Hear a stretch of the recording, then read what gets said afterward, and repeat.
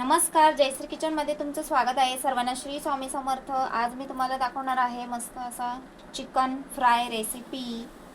तर एकदम सोप्या पद्धतीने दाखवणार आहे.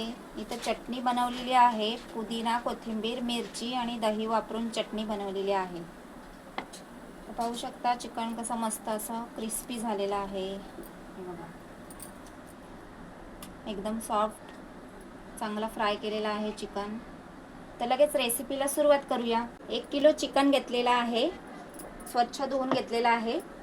इथे कॉर्नफ्लॉवर घेतला आहे, मैदा घेतला आहे, इथे लिंबू लागणार आहे, आलं लसूण पेस्ट लागणार आहे, घरगुती मसाला, काळी मिरी पावडर, धणे पावडर, हळद, जिरा पावडर, गरम मसाला, मीठ लागणार आहे, अंड्याचा पांढरा भाग लागणार आहे. लेग पीसला थोडंसं कट लावून घेऊया. सर्व मसाले टाकून घेऊया, आलं लसूण पेस्ट टाकून घेऊया, अर्धा लिंबूचा रस टाकायचा आहे, चवीनुसार मीठ टाकायचं आहे, अंड्याचा पांढरा भाग घेतलेला आहे, थोडंसं मैदा 2 चमचे, कॉर्नफ्लॉवर टाकते 2 चमचे. आता छान मिक्स करून घ्यायचं आहे.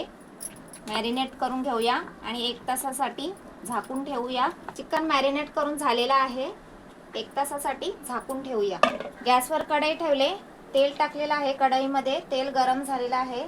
आता चिकन मॅरिनेट करून 1 तास झालेला आहे. लगेच आपण चिकन फ्राय करून घेऊया.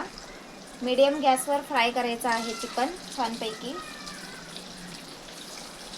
चिकन असे तळून झालेले आहेत, पाहू शकता. असे फ्राय करून घ्यायचे मस्त क्रिस्पी. तर काढून घेऊया. सर्व असे तळून घेतलेले आहेत मी. आता सर्व करून दाखवते तुम्हाला.